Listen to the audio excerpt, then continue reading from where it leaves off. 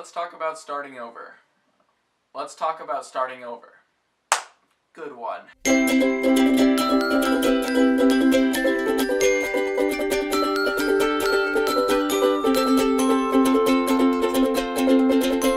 Oh, the nerd fighters!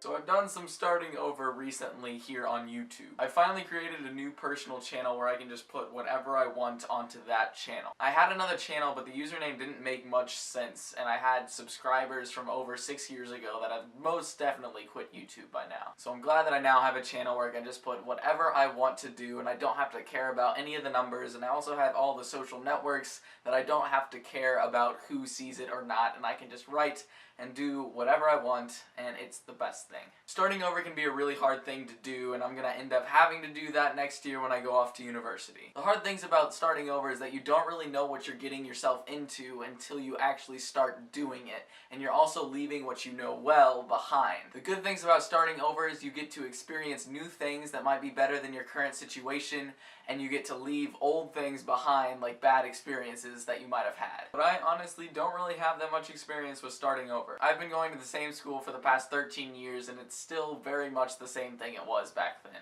Most of the people I'm graduating with, I've known since kindergarten. Most people probably think it's weird that you're in the same place of schooling that you were 13 years ago, and I'd have to agree. Because when you start over, you get the opportunity to experience new situations that will help you. Whether those situations were good or bad, it doesn't really matter that much, because in the end, those situations made you who you are and will help you in future situations that you might come across. Being in the same place for 13 years hasn't really given me the opportunity to experience that many new things. But through the internet, I've been able to learn so many things from different people all across the world that have helped give me the knowledge that I shouldn't have to experience life. Like, without the internet, I would have never experienced what Rickrolling was, and I would never be able to just sing "Never Gonna Give You Up" and just make the whole room facepalm simultaneously. Right now, I'm so excited and ready to be able to start something new instead of being in the same place all the time. But with that comes new fears, like I have no idea what my roommate's gonna be like. He's probably gonna be a total tool with my luck, but also I don't know what everyone else is gonna be like,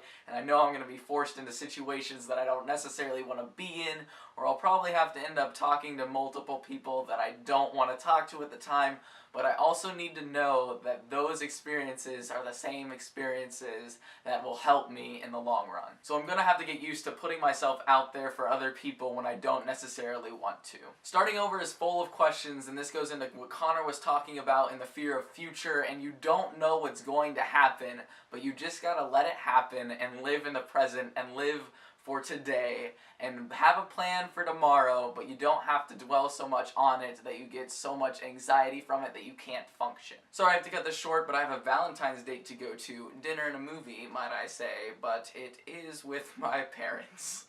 So Camille, I'll see you tomorrow.